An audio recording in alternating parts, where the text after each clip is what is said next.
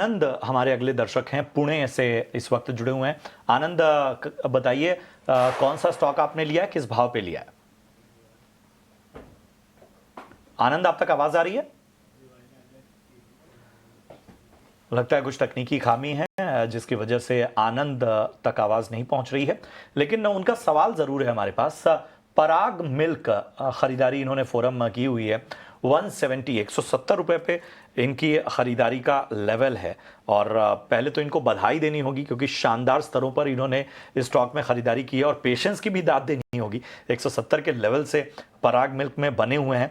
अगर हम देखें पिछले 5 ट्रेडिंग सेशन से तो एक मोमेंटम जरूर स्टॉक ने दिया है। लगभग 5.6% चल चुका है स्टॉक। पिछले एक महीने में अगर हम देखें तो 20% से ज्यादा का रिटर्न इसने दिया है, और पिछले 6 महीने में मतलब जो इनका लेवल है उससे थोड़े ही ऊपर से अगर हम देखें, मतलब 184 के स्तर को अगर हम देखें तो वहां से लेके और 318 अभी, मतलब लगभग 72% तक का जो है वो उछाल पिछले 6 महीने में देखने को मिला है। शानदार रैली पराग मिल्क में हमें देखने को मिली है।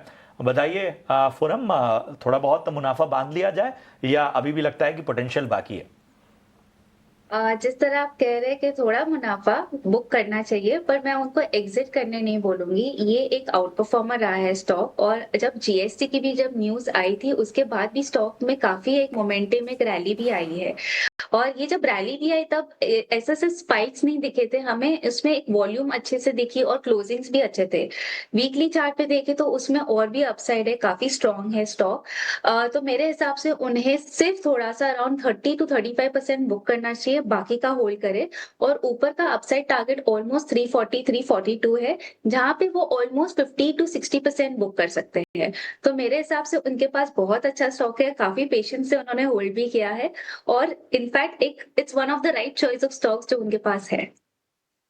आपकी तारीफ भी एक्सपर्ट ने कर दी, और इस तरह के जो निवेशक होते हैं वो आमतौर पर तारीफ के हकदार भी होते हैं। पेशेंस और मार्केट में एक ऑप्टिमिज्म, सही चॉइस ऑफ स्टॉक जब होती है तो उसमें किस तरह का रिटर्न मिलता है वो शायद आनंद जी के स्टॉक से आप समझ सकते हैं।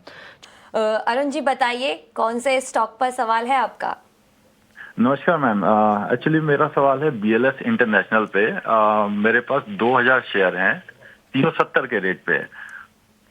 मैम मेरा व्यू 1 साल का, 6 महीने से 1 साल का, तो मुझे अभी इसमें क्या एवरेज करना चाहिए या फिर 1 साल में मैं जिस रेट पे मैंने परचेज किया उस पर मुझे कुछ बेनिफिट मिल पाएगा इसमें? 1 साल या 6 महीने तक आप होल्ड कर सकते हैं, और आप पूछना चाह रहे हैं कि एवरेज आप इस स्तरों पर आपको करना चाहिए या नहीं करना चाहिए। बीएलएस इंटरनेशनल 2000 जो है इनके पास स्टॉक्स हैं, और 370 रुपए पर इन्होंने खरीदारी की है।